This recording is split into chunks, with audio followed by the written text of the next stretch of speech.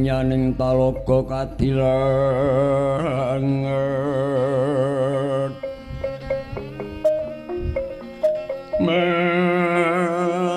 ambang tanpa sulan pamaneka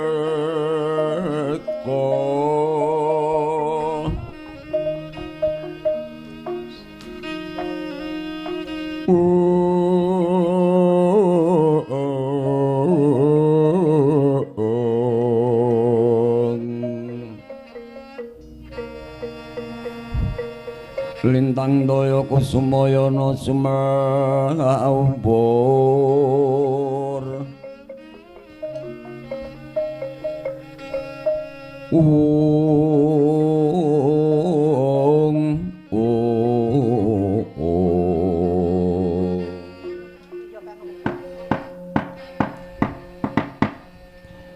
mengkata kula putra ulun nggih Bathara Kala ora ayat padha arja biswanira marakane ngarsane Kang Rama nggih Bathara Kala. Ya Bapa entuk pangestune Bapa Guru. Rarja tekaku ya mung aku ngaturake pabektiku wae katurun ngersane Bapa Guru. Ya kula pus kula tampa banget manarema ulun. Menawa sira ngaturake pangabekti marang Kang Rama rakyat kepinakna anggonira lungguh nggih Bathara Kala. Ya Bapa kasinggihan kaya sora kurang prayoga nggonku ngadhep ana ngersane Bapa Guru. Kakang Narada klatu linggange seketa Kakang. Baiki Adi Guru kasinggihan kados sampun boten kirang seketa nggih kula. Ngabyantara ngasok maduka Adi Guru kawula nuwun. Mengkata kula Bathara Kala sawise wis asatriwe musumale rasa panemu kang sah para tumuli matura duwe karep apa jeneng kita munggah mring Kayangan Suraya teka ndadekake gara-garaning kayangan katitik bumi genjot samudra kocak kawah candra dimukulir iki nebur kebur rengating sunguni lembah andini nganti kaya njaba njebana korining sila metangkep tak senggono sila kembar warna sumana wreksa ingkang maha teja miwah pendhita ingkang malih tinggal jebul jeneng kita ingkang ndadekake gara-gara mara tumrih matura Bathara Kala. Iya Bapa sanajan aku ora matur kira aku Bapa Guru Wespana keplasing cipta tegese ngerti sadurunge winarah kula aku matur pesasat kaya dene samudra sinareman kaya nguyai segara ana guna paedhayait Bapa Guru kuwi waskita ngerti marang sadurunge winarah. Mengkono Bapa kula najan Kang Rama wis nyumurba apa kang dadi panyuwun kita lamun ndak wedharake padha karo Kang Rama mbatang cangkriman ulun pribadi mara tumrih matur kang cetha nggih Bathara Kala. Oh iya yen pancen aku dikeparengake matur lugune mengkene bapa sowan kono ngersane bapa guru duk nalika dina kang wis kawuri aku nyasak ana jroning alas wantene Betruk Pengangi ana sipating kewan ingkang tumempel ana witing aren bareng kewan ki tak saut tak mangsa kok banjur awakku bisa seger sumyah pulih kaya wingi-uni. Mula ki mau kewan bangsane apa jenenge lan apa aku Wedarana lan wena ngerti bakal ndak upadi maneh. Tak pangan saben dinane mergo aku yen mung mbok dawuhi mangan padas curi miwah klikaning kayu kapuk perpekaning kayu aing. Saya siwa awakku nganti gogro kusika gogro balung kusika kulit awakku mung gari balung karo kulit popo randene otot bayi. Adi guru Kakang Narada wonten menapa Kakang? Nggih mboten tangklung-suklung kula badhe nderek udu. Lugunipun ingkang dipun tedha Bathara Kala menika sanes wujuding kewan nanging sipating jalma manungsa ingkang nembe nderes legening aren lajeng dipun saut dipun mangsa pun Bathara Kala. Menawi Adi Guru kirang dados kemarang klatune mriksani tutukipun temtu tasih wonten tabet-tabetipun Adi Guru. Menapa leres mekaten Kakang? Nggih dipun cubike wala. Kula Bathara Kala ana wigati apa-apa Guru. Yen mengkono coba mengakno tutuk ira bakal ulun pirsani kewan apa kang mbok pangan kuwi mau nggih Bathara Kala. Oh iya nyopirsani apa-apa.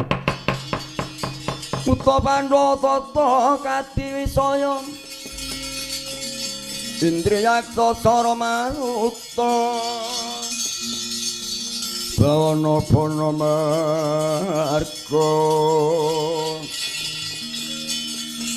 samirana lan warayang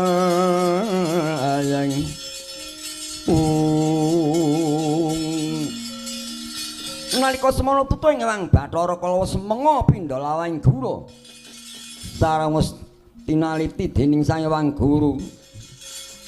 Kapalanata Sang Bathara Kala katemben kala momongso marang sipating jam manungsa katitik tasih wonten daging kang nyelilit wonten siung ira Bathara Kala.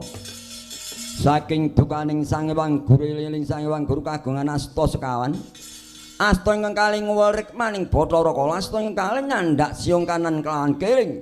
Sukuling guru jejak dadaning kala siung kasempal sembarampal kapan apa-apa.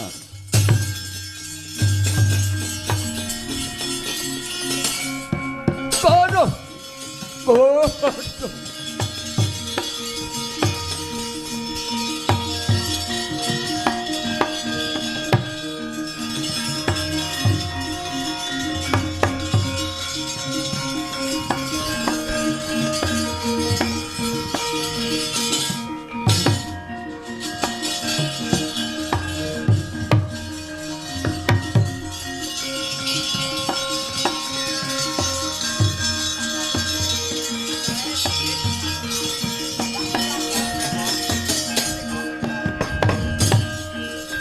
Surem kewan kara kingkin ler manguswa kang layon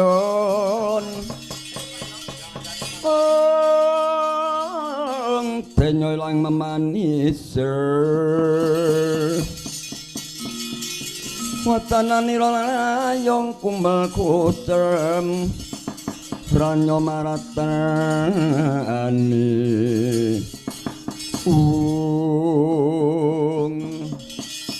aduh Bapak Guru aku mbok sembah siung padha karo ngilangi daya kekuatanku banjur aku lumpur ora bisa nglawat piye Bapak. Aku nyuwun senjata pitung biswa kowe kaya aku nyuwun warasna Bapak aku ora ngrumangsani luput kok dadi mbok sembah sing kaya mengkene Bapak. Ait mengkono Bathara Kala jeneng kita iki wis nerak placak nerajang angger kumawani memangsa marang sipating jalma manungsa kuwi kepiye. Loh, kuwi mau tak anggap kewan kuwi sak temene menungsa Bapak. Iya, kuwi manungsa kang lagi nderes legening areng kok banjur mbok saut mbok mangsa. Dosa apa kang bakal mbok sandang? Oh, aku ora nyengaja Bapak ora tak jarak tak kira kuwi mau kewan Bapak. Aku nyuwun pangapura aku Warasna Bapa. Ya ya. Yen panjenengan iki orang rumangsani luput sak kita. Wene ya kuwi. Senjata pitulung sira bisa pulih waras kaya ngene. Saranduning badanmu bakal ndak wene tulisan kang mapan ning bathukmu tak paringi tulisan ya kuwi para waning dumadi. Dene cetakmu tak wene tulisan sastra cetak, dadamu ya gondak wene tulisan ya kuwi sastra dada ya sastra bedati ya Rajah Kala Cakra. Lan gegermu ndak wene tulisan ya kuwi caraka balik. Lamun terus tak wene tulisan mesti bakal bisa waras kowe kaya ngene nggih Bathara. Oh ya Bapa.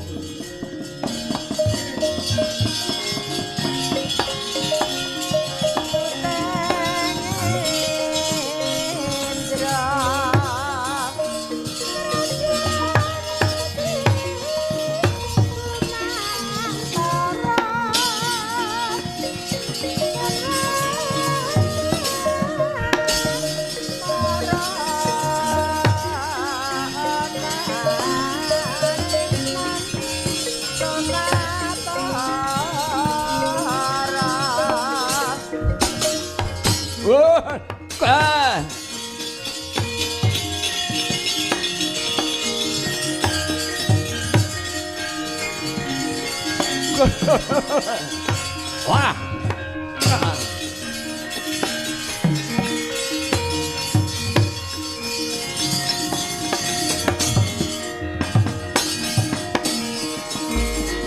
Nyakara reka kiri kenole prapoto abang kaulakar mangmuh mungso aming awan oh ya Bapa banget ngaturake kenging penuhun ingkang datan pepindhan bareng aku wis mbok wene tulisan ana ing saranduning badanku bisa waras pulih kaya ngene Bapa. Ya nggih Bathara Kala ngerti tulisan kuwi tak papanake ana sak jroning kulit sak jabaning daging ora sak dengah manungsa bisa nyumurpi lan bisa maca. Lho lah banjur kepiye maneh Bapa? Lah sing bisa ngerti tulisan iki sapa wae? Ora ana liya ya mung ana loro jagat kuwi ingkang siji Kang Rama kang bisa maca tulisan ana ing awakmu. Lan kaping pindhone ya kuwi sedulurmu kang tinemu tuwa. Kok mengkono kuwi apa ana werdine? Ya ngerti ya. Mularpa sira iku sekti mandraguna. Waskita lan Degdaya sing kaya ngapa sira aja nganti wani sepisan aja wani karo wong tuamu ping pindhone aja nganti wani karo sedulurmu tuwa. Wis sedulurmu tuwa kuwi besok minangka gantine wong tuamu ora ana. Oh iya. Mula eling-elingen besok yen ana wong kang bisa maca tulisan ana ing awakmu kuwi anggapen sedulurmu tuwa kowe kudu mbangun miturut sakreh perintahe Bathara Kala. Ya ora ngestokake dawuhmu Bapa. Saiki mengkene Bapa. Dadi sing sak benere sing tak pangan kuwi mau menungso dudu kewan. Ya ngerti kuwi manungsa kang lagi nderslegene ngaren. Oh lah dalah ya. Yen ngono wiwit dina iki seksana bapakku wis jeleh wis ora arep njaluk pangan ya kuwi padas curi klikaning kayu gapok aku nanging njaluk pangan daginge manungsa lan aku njaluk ngombe getih manungsa Bapa. Wah, tak kados pundi Adi Guru. Wangunipun Bathara Kala menika tuman sareng sampun ngrasaken daging manungsa. Inggih Kakang. Ya ya. Bathara Kala arep dikaya ngapa sira iku putraku Atmajaku. Paribasan anak wajibe bapa kang pinangka dadi pradah ya wis tak idini yen mula sira bakal nyuwun daging manungsa nanging manungsa kang pinangka dadi panganmu ya kuwi wong kang nandhang Sukerta. Oh dadi panganku kuwi wong kang nandhang Sukerta. Iya. Lah banjur wong kang nandhang Sukerta kuwi wong kang kepiye bapa? Ya ngerti ya. Lan mirengno sepisan ya kuwi bocah ontang-anting tegese wong ndek anak mung siji ora ndek tunggal kuwi dadi panganmu to dadi bagianmu. Oh iya. ora ayat ngestake dawuh Bapa Guru. Lan kaping pindhone kang kena dinarani bocah kedana kedini utawa kedini kedana tekse wong duwe anak cacahe loro lanang wadon utawa wadon lanang ku yoga dadi panganmu. Lan sak bandure kembang sepasang tekse wong duwe anak loro wadon kabeh ku yoga dadi memangsanmu. Lan saterusé yen ana wong duwe anak loro lanang kabeh kang kena dinarani uger-uger lawang ku yoga dadi memangsanmu. Oh iya.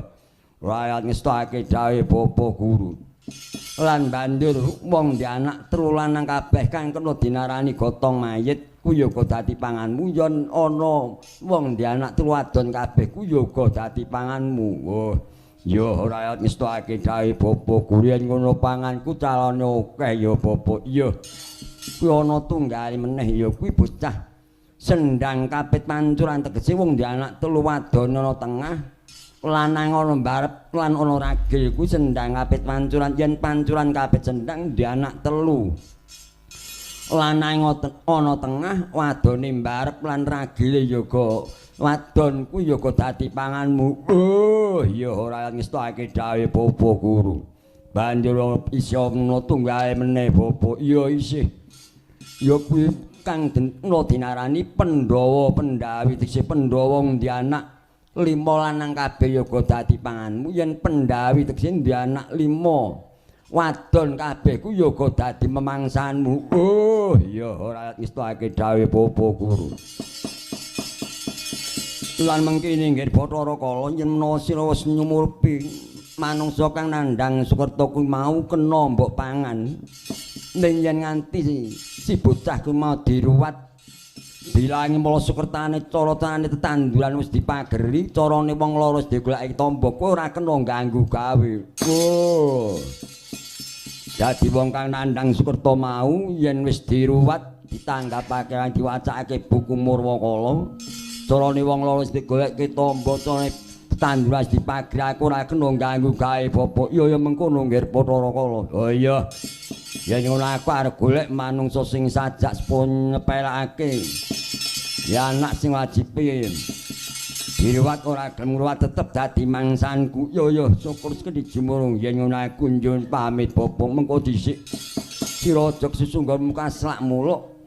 Mung milik barang kang wis samlok kowe mengko kena mangan manungsa kang nandhang Sukerta kang durung diruwat nanging nggonmu mangan ora kena mbok pangan uripe-uripan kudu mbok sembelih luwih dhisik.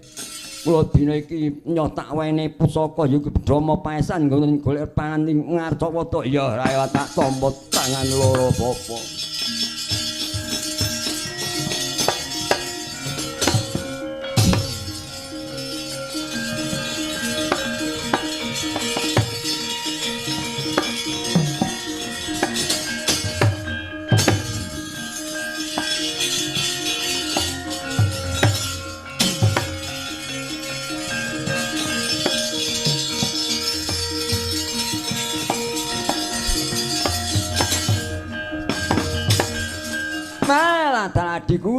Adi guru. Lugunipun paduka anggenipun paring tededan kaliyan Bathara Kala wau estunipun kekathah Adi guru. Mangsa wong duwe anak siji dadi panganing kala, duwe anak loro dadi panganing kala. Wong duwe anak wadon tetalima dadi panganing kala. Dalah mongko jaman samangke menika sedaya sami nuwun dhateng dawuhipun menika wajib kagungan putra mboten perlu kathah-kathah.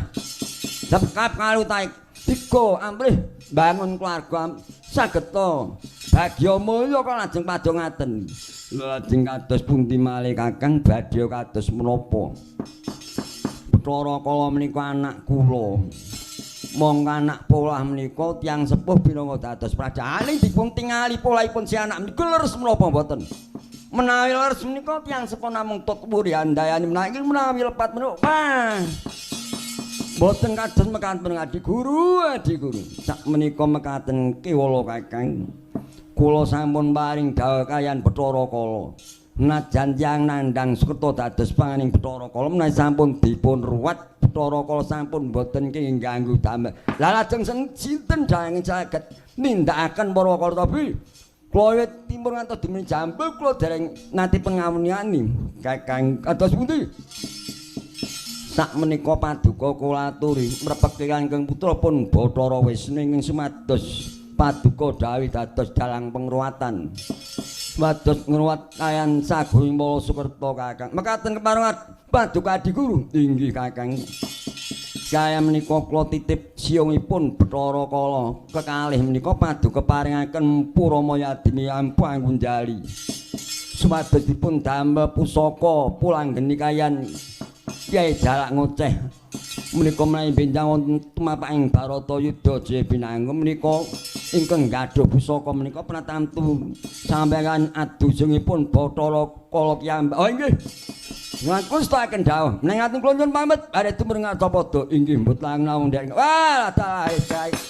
Sing wae.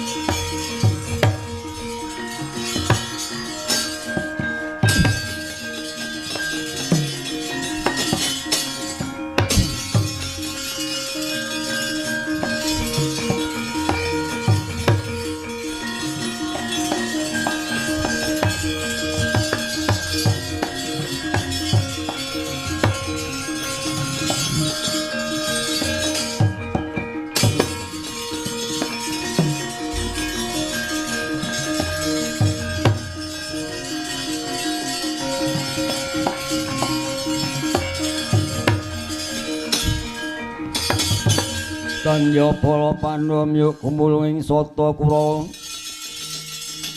kambahku nggih Nuwun mangke Siwa Narada katingal sumengko pengak Bajra wonten wigatos menapa wa kepareng kula badhe nyadhong dawuh inggih Siwa Narada kula kepareng badhe nyadhong dawuh wonten wigatos menapa wah aku anakmu lanang Bathara Bayu nyadhong dawuh Siwa Narada. Lah dalah ngerti ya nggir. Anakku Wisnu Brama lan Bayu padha ndak timbali ngadhep. Marang saking dina iki ngerti ya iki mau Bathara Kala ki munggah nyang Kayangan Suralaya. Lho. Bathara Kala minggih dhateng Kayangan niku wonten wigatos menapa? Gadah panjem menapa? Lho iki gadah panjem menapa kadang kula Bathara Kala. Ah kowe ngerti dhewe ya nggir. Siji Durga loro Bathara Kala ki janji munggah nyang Kayangan wis mesti bakal rusak tatanan Kayangan Suralaya ya nggir. Iki mau Bathara Kala ki nyuwun pangan daging menungso. Nanging Adi Guru kok ngelilan kuwi gek kepiye ora? Ya bener sing diparingake bocah kang Nandang Sukerta ning keladuna kowe ya isih kene to, Nggir. Brama lan Wisnu bocah Sukerta inggih kula tasih kemutanmu. Atos larun tanganting kedana kedini. Pendha-pendhae kula tasih. Lah ngerti yo. Nanging najan Bathara Kala dililani mangan manungsa kang Nandang Sukerta lamun ta wis diruwat Bathara Kala ora kena ganggu gawe. Mula dina iki keparing Adi Guru jeneng kita Wisnu kadhawan pinangka dadi dalanging pengruwatan.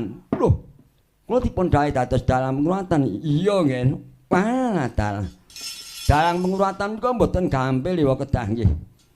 Gadah gongso ringgit.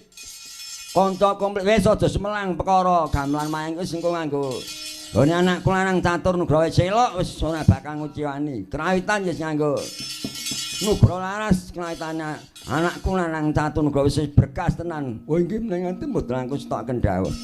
Nanging nggih najan sampun wonten gongso ringgit kraitan komplit kala mangsanipun dalang menika sok mara jejak menika kedah gadah serati menika mboten tentang pengender kayan pengendal kedah kadal ya wong. Oh ya saiki lho karepmu piye sak menika ngaten.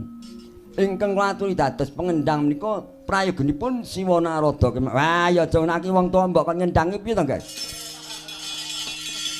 Wah, mboten nambah sepune pun mboten mantra-mantra jebles kados Pak Slamet nih sampean niku. Ya, ya sange tak ngendang sak gaduk-gaduk.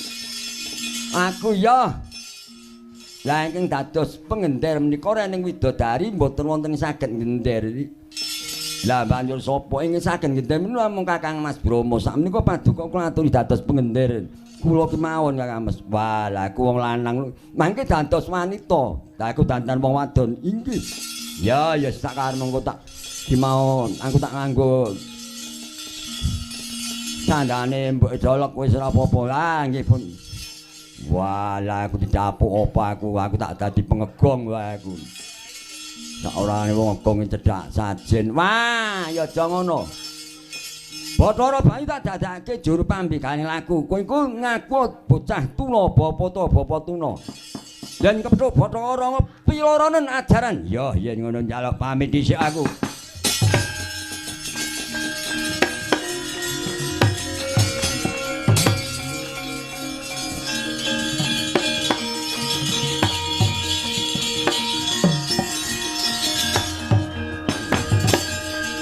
Wes saiki ngene kan.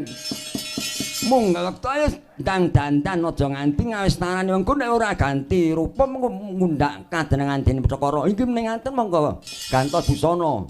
Siwa Narada, Kakang Mas Bromo katur ngagem cara wanita lho. Kakang Mas, ya aja semangko tak nganggo sandaran wadon. Monggo enggak gantos busana wae. Iya enggak ganti sandaran.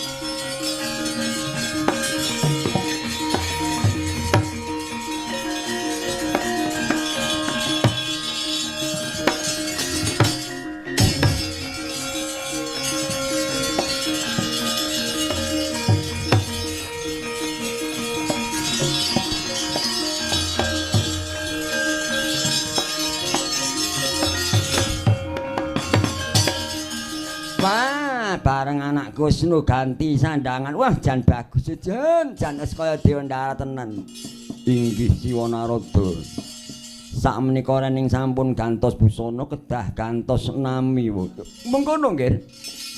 Sakmenika Siwa Narada kula aturi ngagem asma inggih menika Kyai Kalunglungan utawi inggih menika Kyai Panjak Telek utawi Encek Enggel. Loh, kok Panjak Telek Encek Enggel iki tegese piye? Panjak telek menika menawi wonten buntelan sok kala mangsanipun melek. Lajeng lan aku Siwa Kalungan nggih menika sampun ngaten kemawon. Lah kumbantu mbok wene jeneng sapa Yayi? Kakang Mas Bathara Brahma kula aturi ngagem asma nggih menika Nyai Sruni awit penggender menika kedah tintinganipun seru tur muni dados dalang menawi badhe njanto kedah mireng tintinganipun ya aja semelang aku nek ngendhe tak griming terus aja semelang ya Yayi. Lah banjur Wisnu nganggo jeneng sapa ngger kowe? Kula badhe kantos nami Kyai Dalang Kandha Buwana nggih dalang sejati. Ayo. Wis jang wae tumurun ngarca padha ngruwat sagung Sukerta nggih monggo suawi kula dherekaken.